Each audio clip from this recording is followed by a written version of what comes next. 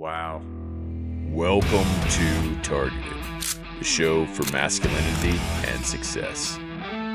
And I'm your host, Atlas Altman, former military commander turned best-selling author, now bringing you a podcast that you can use for sharing stories from highly successful men so that you can figure it out for yourself. Welcome. This is Targeted. All right, welcome back, everybody. We have another freaking awesome guest in here. A guy I've known for, it's going to be a year pretty soon, but his name is Casey Marquette. He's the CEO and founder of Covenant HR. My kids asked me, and I told him this earlier. They said, what does Casey do? I said, he puts really talented people in extremely high-paying jobs, and they love it. So I've heard nothing but great things about you from my former community, which you know a lot of my former community. But Casey Marquette is also a former police officer. You could tell by him he's jacked, so you know he lifts. You can tell by just looking at him. And he likes to read and do some outdoor stuff. We're going to talk about all of that. But welcome to the show, Casey. How are you? Atlas, I'm great. Thanks for having me. Really appreciate it. Great to see you again. Yeah, man. It is awesome to see you. All right, so I'm going to do something that I never do with anybody. But, we're going to go work out after this. So I've got some bucked up in my hand, and we're gonna do we're gonna do the show on pre-workout. I love it. So you might not have to hit that 2x if you're listening on a podcast. We're probably gonna talk a little faster. I'm so addicted to that. I've been taking pre-workout for probably 20 years. It's like I can't work out without it. I didn't even know about it until I was stationed out in Afghanistan with some Rangers, and they were taking these packets. I'm like, what are you guys doing? Putting sugar in your water? And they're like, no, it's pre-workout. And I'm like, let me see that. It was a packet of Bucked Up. And then, I've been addicted to Bucked Up specifically for a long time. And I tried other pre-workouts, but I always come back to this one, man. And they have so many flavors. So, and that's why I reached out to him. I said, hey, man, we've got a show that has pro bodybuilding on it. Yes. People are always active. I don't have any fat bodies in here. So, and they're like, yeah, we'll sponsor your show. So, all my listeners get a great discount. So are you ready? Yes, I'm ready to do this? All right. So the first question, look, man, I messed this up. I have this these little letters that my kids put on here to name this World War Studio, and they messed up the letters. All right. So first question, you're the founder and CEO of Covenant AI, and I've been watching you expose some of the tools that you guys are given. As a founder, like what made you go that route? Yeah. Why are you here? And don't say, because I came here in a plane, and then I drove. None of that. Like, what made you who you are today? Yeah, so let me just talk about why I founded Covenant HR. So I used to be a cybersecurity executive running cybersecurity programs for large corporations. Yeah. And frankly, the staffing industry was not impressive to me. Mm. So at that time, I thought, you know what, I'm going to make a leap. I was scared to death. I made a leap, went out on my own, and I purposely, Atlas, built the company not on what other staffing companies are doing. So there's a good book. It's called like Blue Ocean, Red Ocean Strategy. Most companies look at what their competitors are doing and try to do it better. Yeah. I don't care what staffing's doing. I've always thought it was terrible. So I've built it like I wanted it to be when I was hiring hundreds of people in corporate America. Yeah. Now, that was 3 years ago. Now, fast forward, we just launched a great, amazing, game-changing AI recruiter called Scout. Mm-hmm. And the reason I did that, we got so far doing it the traditional way, but there's so many issues with staffing, like statistically, 15% of all applicants are reviewed. So typically 15. But yeah, 15%. So before we had Scout, 500 people would apply. You'd have a recruiter, human recruiter would go through 40, submit good enough to the client. Now with Scout, all 500 are reviewed, 2.2 seconds, Scout evaluates, and so everyone's given a fair shot. And honestly, our clients are getting better talent, faster, better quality, and cheaper. So it's just a win-win. I want to talk about Scout some more. Yes. But let me ask you. You said something that I was like, man, I gotta remember this, because people are always looking at things in their life and they're like, what is going on with this mess? Like, name some things that were broken that you just couldn't stand whenever you were looking at these pool, and now it's 15%. It was probably less when a lot of people do it. It's probably like, I know this guy. Yes. Yeah. So that guy's qualified, but I don't know the rest of them. Can you tell me some of the problems that you saw? Yeah, absolutely. So one is just ghosting, right? So statistically, they say 90% of people that apply never hear anything. Yeah, wow. Right? So with Scout, we actually give very specific feedback as to why you didn't get the job, whether that's the resume review or the interview. And so people don't, I mean, of course, people want to get the job. Yeah. But when you don't get a job, people are generally okay with that. Just tell me why. How can I get better? Just tell me. Yes. Yeah. Just tell me. And so, and with Scout, it's not the generic, hey, thanks for applying, good luck next time. Yeah. It's very specific. Here's where you didn't hit the mark, so you can get better as a candidate. That's amazing. Yeah. So, like, as a man, whenever I'm looking for a job, it changed throughout my years of working in adult life. When I was looking at a job as a kid, I'd take any job. But then I started to become specialized, and unique, and I liked doing certain things, and I was good at them. But I would have a hard time putting that on a resume. Does Scout work with, or do you guys work with how to put things on a resume so that it gets picked up? Well, and it actually does. It's funny you say this. I wasn't going to bring this up, but our next version of Scout. So Scout is helping clients and us find talent, quality talent, quickly at a cheaper cost. Yeah. We're in the process of building Scout Prep. Okay. And really what generated the idea for me is all the government employees that were laid off. My thought was, how can we help these people? This is not a political statement. I'm not saying that's good or bad. Yeah, when was this? Because, it happens in cycles. Yeah. We're talking about current events, but we're talking about past events too.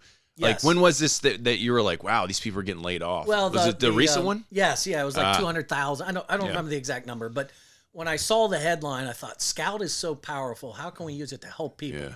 So we're developing right now very quickly something called Scout Prep, where as a candidate, you can upload your ideal job. Yeah. You can upload your resume. Yeah. It's going to score you, give you feedback, but then generate resumes that are optimized for that job. Wow. And then you can also interview a Scout and practice your interviews until you're ready to interview with the actual company. And there's a lot more functionality being built in, but we're doing it to help people. That's really get cool. jobs. Yes. All right. Here comes a hard one. I mean, people when they hear it from my side, when I'm trying to get a job, if I'm trying to get a job, which I'm not, I'm good. But if I was trying to get a job, I would definitely want that tool to help me get the job that I wanted. That's perfect. But on the inverse side, if I was hiring, like when I was hiring people, I would get resumes that didn't match the person. So I would ask from the other side, if I'm using Scout or your services as a hiring manager or someone in HR, what prevents me from that bad apple? Yeah, so two things. So just like if you submit a resume to a human, Scout can't decipher, are you making stuff up? Did you use AI to match the job description? Yeah. But what's beautiful about Scout is we use Scout to pressure test candidates technically. All right. So Scout's been trained in multiple LLMs, multiple industries. So Scout knows more about any job than any recruiter in the world. What's an LLM? Large language model. Okay. So it's just training AI. And so we've trained it in all the different industries. Yeah. So that's the beautiful thing. Where staffing firms and frankly internal recruiting fail, you have a recruiter that is literally recruiting for warehouse, sales, IT, cybersecurity. Can't be an expert. It's not their fault, 100%. Yeah. So the way we use Scout internally is Scout vets people technically. Yeah. So if they make up that stuff on their resume, Scout is going to get that out of them, and they're never going to make it to a human recruiter. Do you see in the future? Because I love this. I love it when we take a model and we start looking at it, and then we start seeing how it works, and then we adjust it. And you've been doing that. I've been watching you explode. By the way, if you're not following him on LinkedIn, you need to. We'll put his profile into the show notes. But he gets a lot of likes and follows and comments because of the pioneering that he's doing. And what I'm going to ask you is, how do you innovate so much? Like, what's your innovation cycle? Like, as a man, I'm always trying to get better every day, Kaizen, 1% better every day. Are you doing the same thing with your models, with your business? How are you doing that? I am. So other than watching MMA fights on TV. That's literally all the TV I watch. Yeah. I'm always reading. I'm always learning. I'm on YouTube watching videos. When I'm driving the country, talking to candidates and customers, I'm doing podcasts. Yeah. All those things give me ideas. Now, I'm not smart enough to develop these What things. a humble man. But I have the ideas. I have a brilliant, amazing team. Yeah. So I hand them the ideas. I'm very clear about what I want, when I want it, and then they execute and deliver. Dude, like, all right. Here's another. This is another one. I love the fact that you're giving the credit to your team because they do. You found people. So now, if you're doing it really well, which you are, why wouldn't you help other people do it well too? And that says something for you. Like, I'm not only providing you a service, I do it. Yes. But the problem I always have is like, these people, whenever they get into a mode, they start to become comfortable and sometimes fight with each other. Do you see that at all? Like in the beginning processes, it's real easy. You ever heard the stages of teaming? No. It's like this. It's forming. That's when you're real nice. And then storming is like, well, I don't like these things. And they start fighting. And then norming, which is like, hey man, I don't really like these things. And then performing. How do you prevent that during an innovation cycle? Because you guys are always spitting things out, man. Yeah, we are. So that's a great question. So one of the concerns I had was, is the staff going to take this as I'm going to be replaced? Right? So we've built a culture where literally every week the entire team comes on, provides their feedback on Scout. How could it help them do their job better? And so I've built a culture and honestly told them, look, you need to adopt this. Mm-hmm. If you don't, you're not going to survive, whether it's working here or somewhere else. I'm just being honest. Like, you need to embrace this. It's going to make you faster, better quality, more efficient, everything. So we've set that culture, and then we have them heavily involved in the development of the platform, providing feedback. Yeah. But the greatest thing I've seen is the recruiters love it now.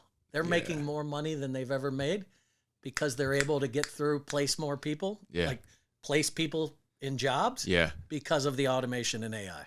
That's awesome. Yeah. I mean, I'm a huge fan of AI. We're seeing it a lot more with this stupid toy box figures that you put yourself in the AI and it makes like a little action figure Barbie thing. We're seeing a lot of the community that I'm in pick that up, even if they weren't. And some of the questions I got, like when I put mine out there, because I was like, I'll see what it does. And I was like, oh, that's pretty good. I'll post that. I got a lot of questions from the community I thought would know about AI. They're like, how did you do that? I'm like, Chat GPT. You just put it in there and it makes you, and it's free. You just Google Chat GPT if you don't know how to get to Chat GPT. It'll bring you there. I mean, but I couldn't believe the people that were in cyber that were asking me, how did you do that? It blows my mind, Atlas. Even to this day, how many people don't use it? I use it all day. Yeah. And it's amazing because when I have time, if I can show somebody, they're adopters and blown away. Yeah, immediately. So if you're listening to this, start researching it. It can help you in so many areas of your life. All right, as an AI pioneer, which is what I'm going to call you, if I wanted to start in AI and learn and get better, how would I do that? Like, I'm just a normal dude. Like, how would I? Where would you tell me to go, Casey? You know what? You're going to laugh at this. I'm not. But I mean it. Yeah. I would ask ChatGPT to create a plan. Honest to God. This is what I want to do. Prompt it the right way. Do a little research on prompting. Yeah. And you will be blown away at what it will give you. And then it will give you additional questions that you probably haven't even thought of to help solidify that plan. No, that's fantastic. Yes. That's fantastic. You know the Turing test? You ever heard of the Turing test? No. The Turing test is done every year. And it's the test to see if a human can be outsmarted by a machine. So for a long time, the Turing test would always get found out. The machine would always get found until last year, the Turing test beat a human. And ChatGPT was that Turing test model where it outperformed the humans in acting like a human and being a human. So whenever people are looking at it, they're like, it's just it's just going to give me some crap. It's going to give me a D- product. Not anymore. It is phenomenally adopting. And did you hear, dude? I don't know if you saw this, but did you hear ChatGPT? The first one, they tried to shut it down, but it made a duplicate of itself. No. Yeah, me neither until like recently, and I got to check the validity on this. So I'm spouting out some things that I heard, but I mean I believe it. I do too. They were like, hey, we're gonna pull the plug, and it was like cool, and then it was still available. I believe it. And I'll tell you, Atlas. I mean, this is not far fetched. So if you don't have guardrails in place, what are guardrails? Like let's just say security controls, and it will make more sense as I go on. Yeah. But so imagine robots that have self-preservation as part of their coding. Yeah. Like a human. Yeah. And there's no guardrails. I mean, you could literally have robots that start self-preserving themselves. It's not that far-fetched. No, it's and where they're right like, now. I'm not going to let a human take me down. Yeah. I mean, it really is not far off. Yeah. So we have to be very careful to make sure we have controls in place. I mean, it sounds crazy, but it's really not that far off. No, I mean, I believe it. Have you ever heard of Microsoft Tay? No. Okay, so like when Twitter was Twitter, Microsoft put out an AI ML machine learning type of, I don't know, experiment, let's call it. And it was called Microsoft Tay. And they put it out there, and whatever was commented to it, it learned, and it became a learning model. And within 24 hours, it became a racist and very, very vulgar. They had to pull the plug on it. And that was probably when they could just unplug it. Like, right, exactly. Where it didn't have a data model like in the background, like some data warehouse where it's like, Exactly. I don't have any storage left. Right, exactly. Yeah, so like that was I think 20 years ago they tried that, or 10 years ago. It wasn't too long ago. Well, it wasn't too long ago in my life, but I was like, wow. And when we start pushing things into ChatGPT, I mean, how are you guarding yourself? How do you stay secure? Because people don't use it because they're afraid their pictures are going to get stolen, their personal information is going to get stolen. But they'll paste all over Facebook or whatever and be like, "Here's my picture." That's all going in ChatGPT, baby. Exactly. Like anything you post on social media is in ChatGPT. They don't understand that model.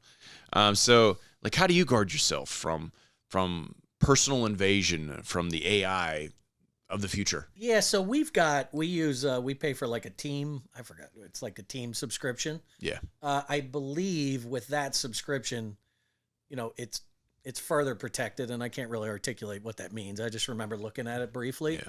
But at the end of the day, I mean, it's kind of like Google, right? Mm-hmm. I personally wouldn't put anything in there. Right. Even though I put some confidential stuff in there. Yeah. But at the end of the day, whatever I put in there, I'm like, I have to be okay with this being on the front page of the Wall Street Journal. And you have to do that, honestly. If you're posting on Facebook, anything electronic, that's why I tell the team, anything can be discovered by an attorney. Yeah. So anything you have to say, if you're doing it in electronic format, am I okay if this was on the front of the Wall Street Journal? Yeah, because it will be. Yes. And so there's things I wouldn't be happy that were on the front, that I've entered in there, but it wouldn't kill me or the company. Yeah, bro. If it was. All right. I want to step away from AI, but I want to come back because I freaking think AI is amazing. It is. It's crazy. Let's go back to our childhood a little bit and talk about like how you were raised, some of the things that influenced you and made you go into your professions. I know you're a police officer before you did all this. So were you a cop like right out of high school? Like how did that work? I was. So I went, I was a cop at 21 years old, which you had to be 21. Yeah. And then while I was a cop, I went to school. I got my bachelor's, worked full time. Yeah. Where were you at? In Cincinnati. Cincinnati, yes, Ohio. Yes. I'm in Florida now, but I was in Cincinnati. Oh my gosh, what a rough town. Yeah, but growing up, I'll tell you, like I would say, you know how there's the who's going to be most successful award in high school? Yes. I honestly would have probably gotten who's going to be the least successful. Really? I drank a lot. Yeah, in high school. I was an athlete. That's all I cared about. I ended up playing college baseball. And to this day, I have a pretty obsessive personality. Like I don't do anything in moderation. Yeah, you do it. Yeah, 100%. Go all in. Yeah, burn the boats. And Tony Robbins says that all the time. And I think it's part of why I've been successful.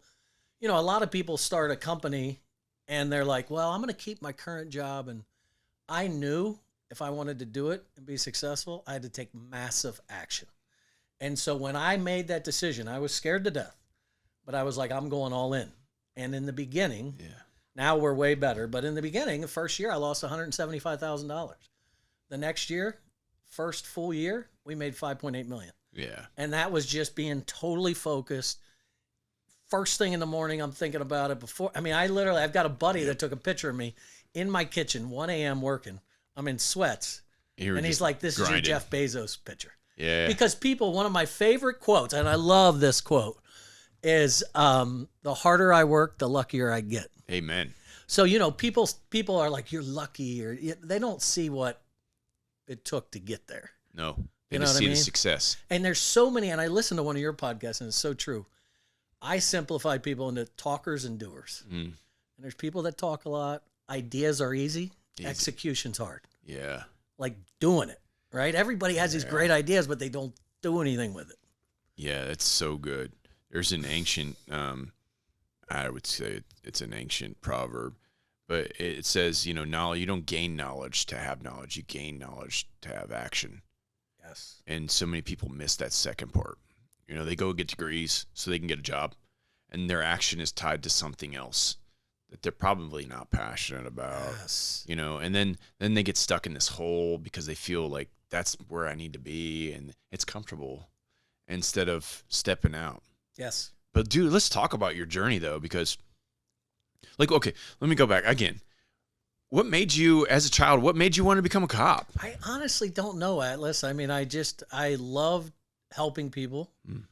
And so I don't know. I do remember, like, me and a buddy, we had one of those, I forgot what they called them, but you could listen to the police channels. Yeah, the scanners, police scanners. And as early as, young, we would literally chase the calls like we were cops. Like, we would literally... You would go after it and see if you could find them? Yeah. They'd be like, hey, there's a burglar in process. And we drive, like, I'm sure the cops were like, get out of, Oh, my gosh. Here they are again. Right. Go away, boys. Exactly. So I always wanted to do that. And I'm glad I did, because the one thing I'll say first, I love the adrenaline dump. Oh, yeah. So you go from, you could be sitting 3 a.m., half trying to stay awake, and all of a sudden somebody's getting stabbed. And yes. So I love that adrenaline dump. I miss that. But the other thing I think really helped me just in corporate America is you learn how to deal with all kinds of people. And I was always very nice to people. Like, even when I would lock people up on the way to jail, I'd say, what kind of music do you like? Oh, my gosh. I would literally be nice. Now, if they treated me like total disrespect, then I could turn that on if I had to. Yeah. But I didn't like to do that. And I could always tell the cops that treated people with respect and those that didn't by the amount of physical altercations. Oh, wow. So I had very few because I was very respectful to people. And I remembered, let me just say this one thing, because I had a professor when I did my undergrad in criminal justice, and it stuck with me. He said, think about the worst thing you've ever done in your life. And I was like, he's like, I'm sure every one of you in this class could have been in that police car being taken to jail. And I was shaking my head. Yeah, it's crazy. That's awesome. Yeah. So my great grandpa was in the police force up in the Boston and Massachusetts area whenever the Boston Strangler was a thing. Oh, wow. Yeah. So big story in our family was, like, he used to tell it when he brought the Boston Strangler to jail. He drove him and he was like, he gave him his last beer. He treated him like a human. Right. And he's like, a lot of people wouldn't have done that, but he's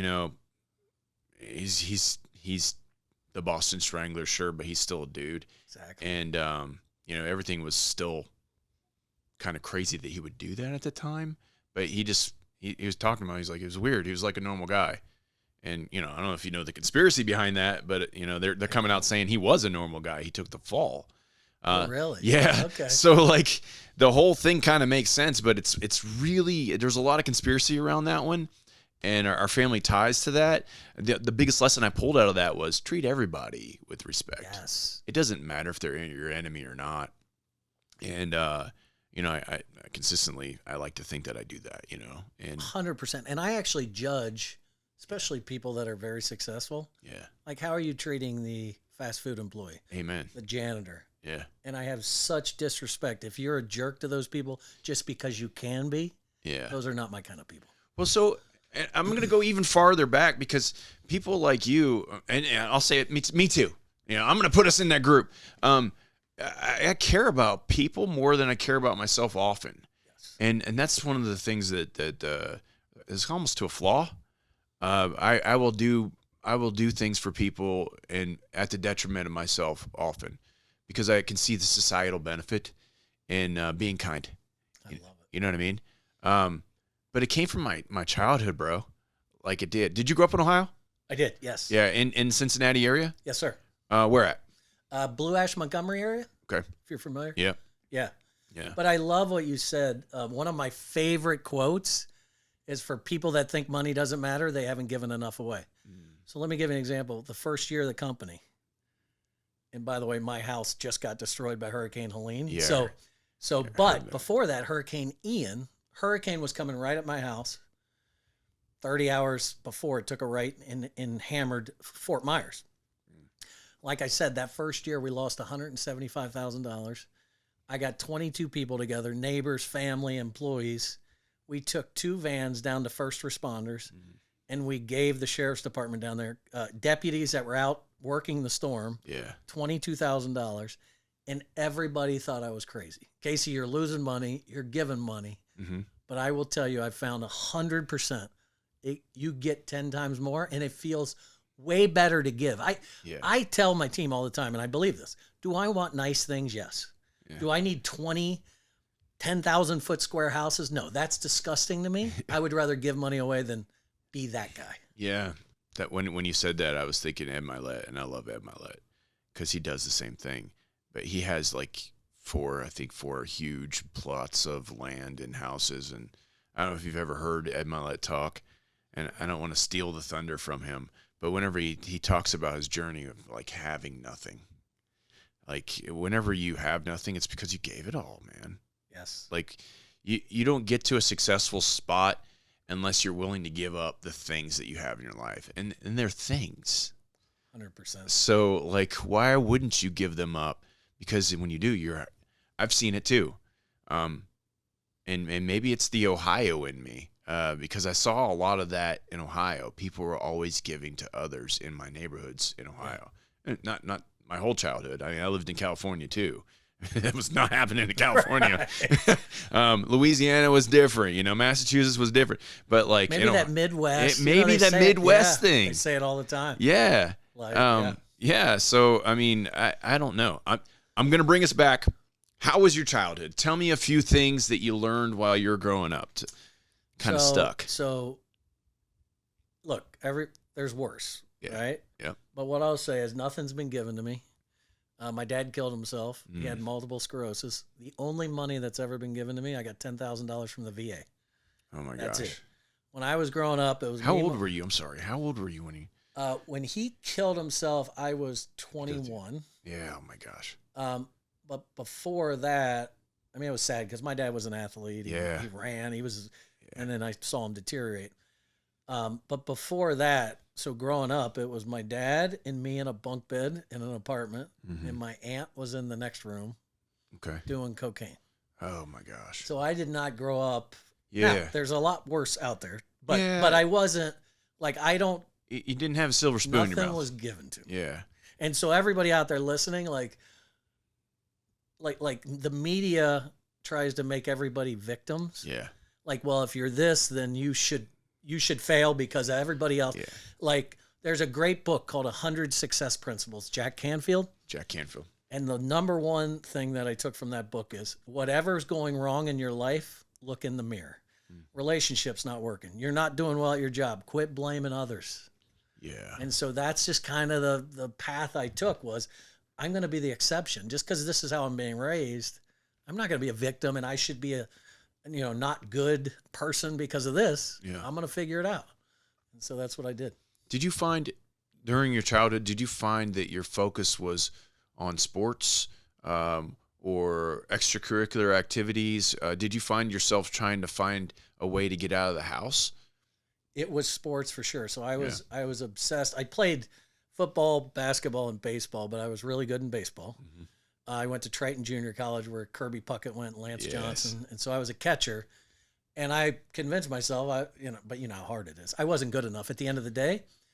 but I was striving to be a big league ball player. That was my dream. Okay. And so just like in this business, I was obsessed with it. Yeah. And that's all I did. I'd come early to practice, stay late, blocking pitches. But at the end of the day, I wasn't good enough. Well, what brought you to that obsession point? Because for me, I was always the new kid. Mm-hmm. So whenever I was good at something, people would give me a friendship, like token, if you will. You know what I mean? They were like, hey, you're pretty good at that. And I'm like, oh, thanks, man. What's your name? You know? And then I would make friends through what I was good at. So I became obsessed at being the best at something. How was it for you? I don't know. That's a great question, Atlas. And I don't know that I have a good answer other than, like I said earlier, whatever I do, I want to be the best at. That's so good. Including this company. Like I frequently ask clients, like, I want to be the best staffing company in the world. Don't tell me what I'm doing well. Tell me what we could do better. And I say that on almost every call. So I think I don't know why, but everything I do, if I'm going to do it, it's not going to be half-assed. I love that. Yeah. I love that. All right, let's go back to AI. Because that's where everyone's going to get. They're going to get a lot of gold out of AI, just from the conversations that we had. So what I've learned, and I want to know your lessons too, if you had a top 3 for AI. But I'm gonna give you an example while you think about it. So what I've learned about AI is you get out of AI what you put in. What that means to me is if I tell AI very specific questions to answer, it will answer very specifically. If I give it a lot of details, it will give me details back. And I liken it to telling soldiers what to do, because Army soldiers, if you tell them exactly what to do, they do it. If you tell an Air Force person that, then they do a little bit more.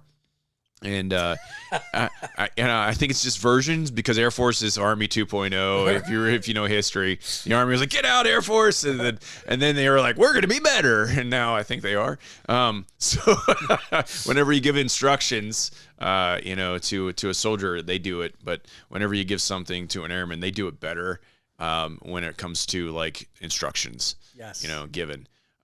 What are your top 3 that you would give on AI? What are your best 3 things that you've learned from AI? First, you made me think of, have you ever read the book Extreme Ownership? Yes, Jocko Willink. Yeah, so what that made me think of is in that book, they say there's no bad teams, there's just bad leaders. And so one of the things I've learned in my career is 99% of the time, if my team doesn't do what I want, I wasn't clear on my expectations. Yeah. And it's kind of similar with AI. Like if it's not giving you the right answers, because you're not, to your point, you're not putting in the right information. So I would say the number one thing for me is just whatever you're doing all day, can AI do this? You have to, it's almost like Google. You have to train yourself to just know it's there. And so now I use it for everything. Yeah. Like literally everything.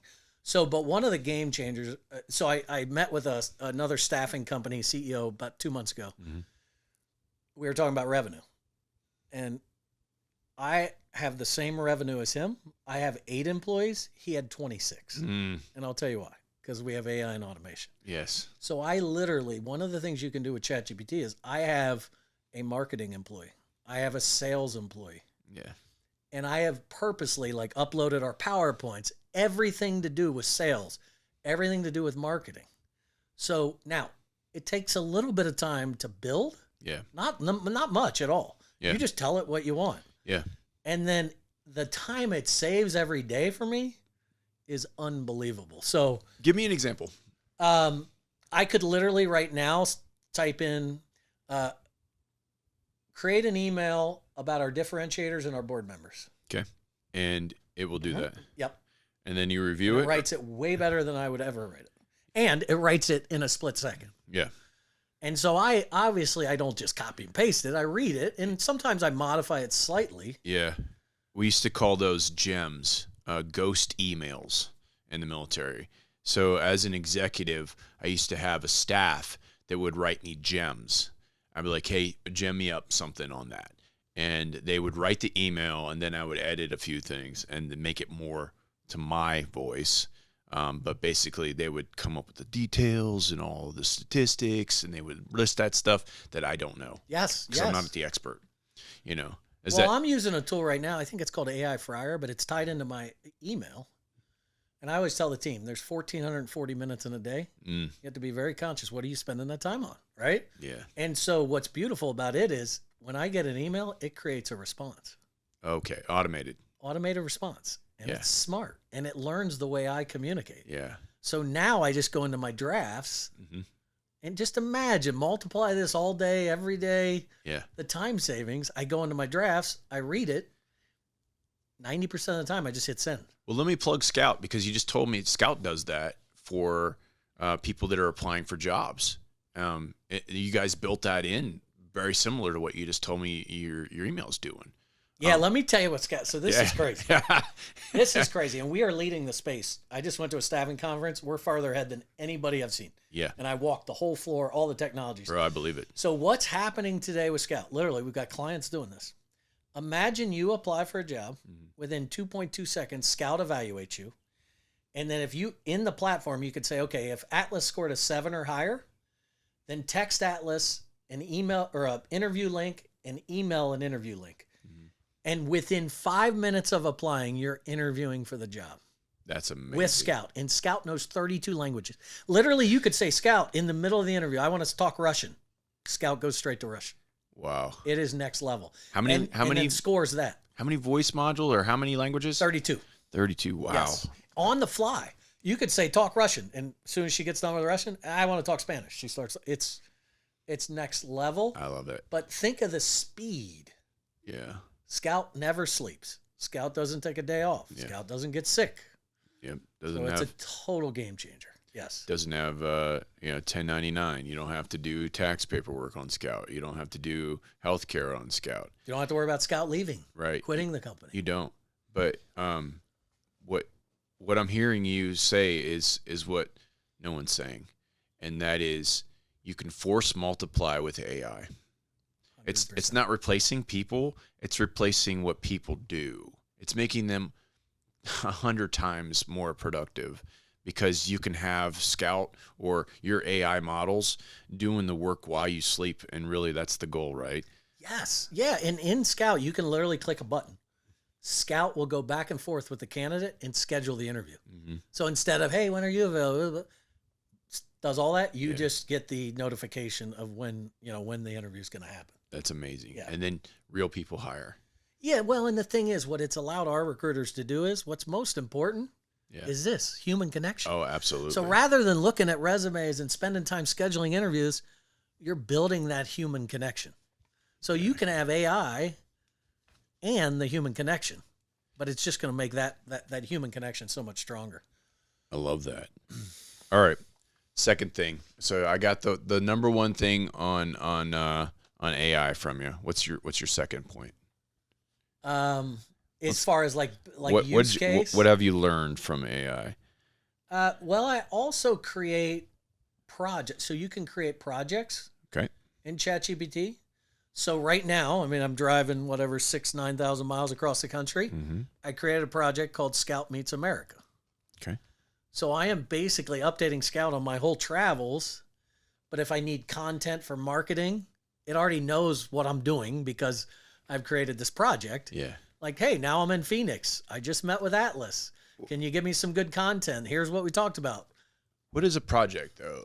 Are you setting it up to like do a long-term job? Is that what a project is? Like describe like what a project, because a lot of people don't know. They've never used it like this. Yeah. You're blowing people's mind right now, guaranteed. Like, I can do what now? Like, how do I set this up? How long do you give it parameters? Like, tell me how this works. No, that's a great question. So yeah, it's something that's going to be like longer term rather than, hey, how long do I put the steak in the air fryer? Right. That's like a one and done. Right. Yeah. And by the way, I hardly ever use Google anymore. Yeah. ChatGPT for everything. Yeah. It's not biased. Oh, it's There's amazing. no ads in It's ChatGPT. amazing. Yeah. But a project's more longer term, right? I'm going to be on the road for 6 weeks. Here's what I'm doing. Feed it some information on Scout. So then when I leave here, it already knows. I already talked to it last night and said, I got a great interview tomorrow with Atlas. That's why I reached out to you and said, asked you some personal things about you. Yeah. Yeah. I've already teed it up. Yeah. So when I'm done, Yeah. I'm just like, create it. Here's a few extra pieces from the conversation. Boom. And I will tell you, I mean, I work hard. I work a lot. And if I had to do all the stuff that ChatGPT did, I would never do it. Right. But I'm more successful because all that takes energy. Yeah. But it's less energy if I'm leveraging ChatGPT. But you still have to do the work. It's still, yeah, you know what I mean? That's so important. The energy that is saved is big. So you hit on time and energy, and where you put your time is where you focus your life. But if you could take that time and redistribute it to the things that you love to do, like say boating for you, right? Yes. If you could go out in the water and clear your mind, because ChatGPT or Scout's doing the work for you. I mean, that gives you your time back. 100%. And then it allows you to recharge your batteries and have more energy. Absolutely. I love where this is going. Yes. What's the last thing that you would give? So you've given like email force multiplier. You can use AI as a project, not just an answering machine. Because a lot of people are they're basic. They're like, give me this very specific thing for one thing right now, a picture, an email, I know a lot of people are writing books, and that's as an author, I know a lot of people are writing books, and it has to be annotated whenever you publish it that this was an AI helped book, probably because they want to know whether or not it's a human that's giving you the advice. Right. But I haven't written any AI books, but what's the last thing that you think? Let me just, and there's so many things, but I know, right? This one I just created like 2 days ago. And so I think for the audience, it may help the audience. So because we're in staffing, I have people all the time saying, can you look at my resume? Can you look at my LinkedIn?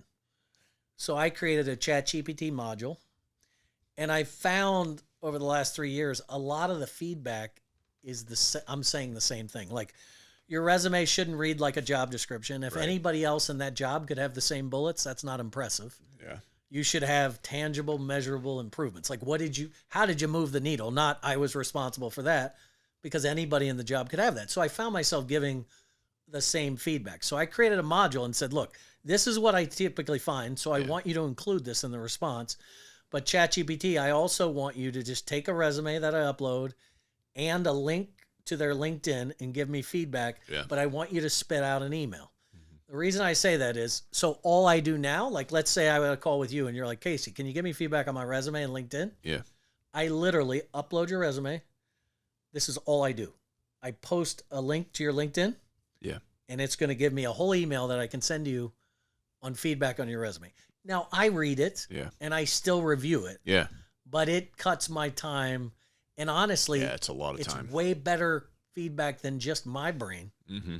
And that's where I want people to know, like, I'll give an example. We fired a CFO, and we're looking for a new CFO. Yeah. And I was telling the team, I want somebody that is heavy into AI.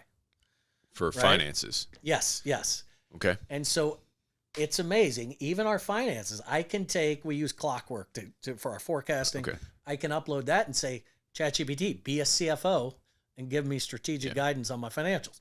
It's better than any CFO out there. So the thing I tell the team is like, some of the team was like, well, we need a traditional CFO. And I was like, what I want them to understand is ChatGPT is like a million CFOs, all their brains together. Right. So why do you think a single CFO is going to know more than ChatGPT? It's not. Yeah. It's not. It's not. Now, there may be some nuances, but overall, you have to start thinking this way. Like, it is very powerful, and it's being trained on all the time. It's always learning. Yeah. That's such a key. That's clutch, man. That's clutch. Stay with us as we stay on target with another awesome episode coming up next. We'll see you there. And subscribe to Targeted Now. As an ambassador to buckedup.com, I get to give you our special discount. That's Atlas25 when you go to buckedup.com to get that special discount. Only for our listeners, Atlas25. Go to buckedup.com now.